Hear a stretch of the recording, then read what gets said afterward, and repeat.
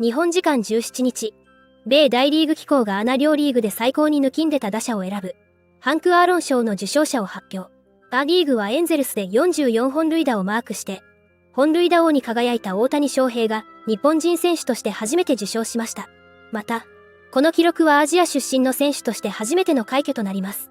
そのシーズンで最も優れたバッターに贈られるハンク・アーロン賞は、大リーグ歴代2位の755本のホームランを打ち、一昨年亡くなったハンク・アーロンさんにちなんで1999年に始まり、ファン投票や野球殿堂入りした元選手による選考によってリーグで1人ずつが選ばれます。大谷は一昨年から3年連続でハンク・アーロン賞の最終候補に入っていましたが、受賞するのは今回が初めてで、ホームラン王と同様にアジア出身の選手として初めての快挙となります。大谷は今シーズン、バッターとして打率3割4厘、ホームラン44本、95打点をマークし、出塁率と長打率を足した OPS は 1.066 で大リーグ全体でトップでした。今季は他にもシルバースラッガー賞、最も優れた指名打者に贈られるエドガー・マルティネス賞などを受賞し、通算13冠となっています。ハンク・アーロン賞は、日本勢ではこれまでイチロー、松井秀喜らも手が届かなかった栄誉で、大谷にとっても3年連続の最終候補入りを経ての3度目の正直となりました。ナショナルリーグは大リーグ史上初のホームラン40本、70盗塁を達成したブレーブスのアクーニャ・ジュニア選手が初めて選ばれ、大谷と共に今年のシーズン MVP、最優秀選手を満票で受賞した2人がいずれもハンク・アーロン賞を手にしました。また、現地 LA では早くも大谷翔平のドジャース移籍による経済効果が現れているようで、ドジャースタジアムでのセントルイス・カージナルス戦の開幕戦チケット価格は$359、約52,189円にまで高騰。さらにアメリカの野球情報サイト、アウフルアナウンシングは、翔平大谷の加入で、ドジャースが全国ネットのテレビに映る機会はどれだけ増えるだろうか。のタイトルで記事を配信。昨シーズンのドジャースは23試合を全国中継した。大谷がリーグで最も成功しているチームの一つでプレーすることが決まった今、彼にスポットライトを当てるために全力を尽くすことが想像できる。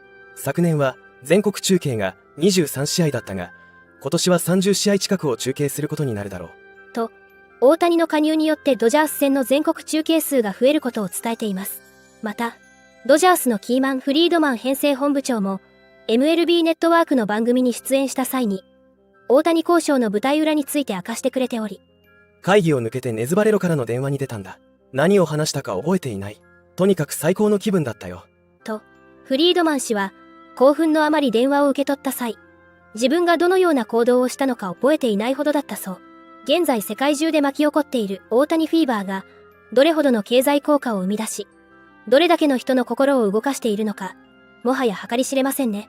フリードマン氏は番組の中で、大谷翔平が入団を決断した X デーの秘話を明かし、そしてトークの終盤には、ドジャースのファームシステムをすごく気にしていた大谷の様子についても話してくれていましたので、日本語字幕付きでご紹介していきます。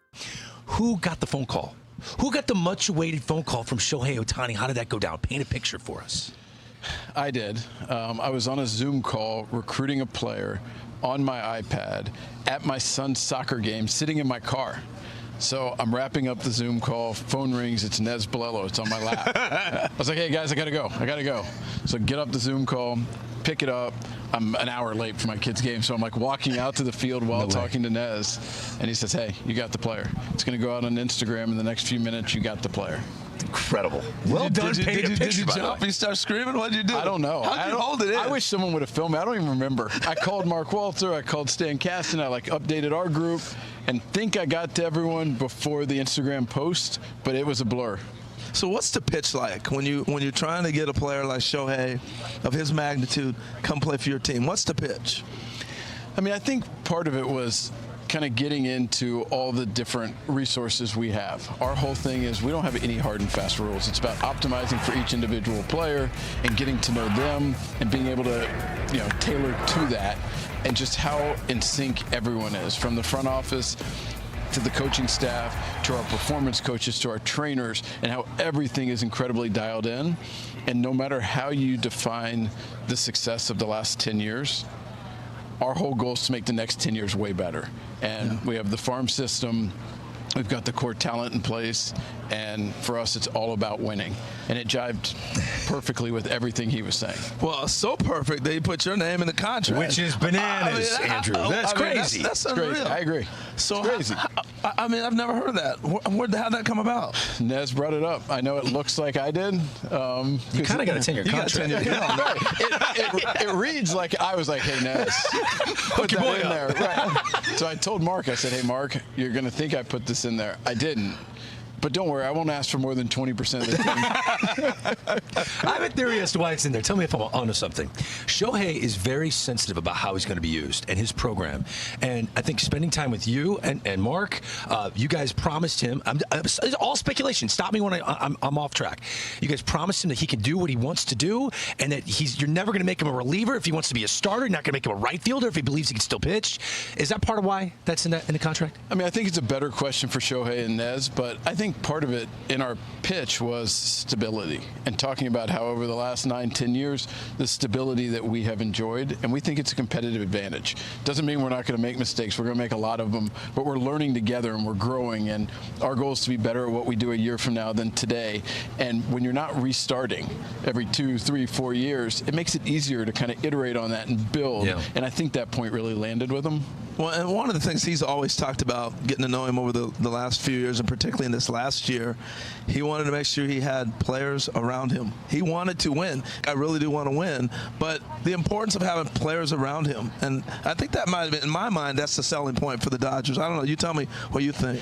Yeah, I mean, I'm biased, so I'm sold. And was that part of what he was asking? It was definitely getting into the players and future outlook. He asked a lot about our farm system and got into how all the rules are designed for us to have a bottom 3 farm system. We pick at the end of the draft every year. We're never in position to take a guy who's about to be a free agent and trade them for prospects. Our international money gets dinged whenever we sign a free agent. Our draft pick can slide down 10 picks. Everything is designed for us not to have a good system, and we're in the top 5, 7, right. And he just stopped me and he said, how? That's a good question. Right. これからも大谷の活躍から目が離せません。皆様からのコメントもお待ちしております。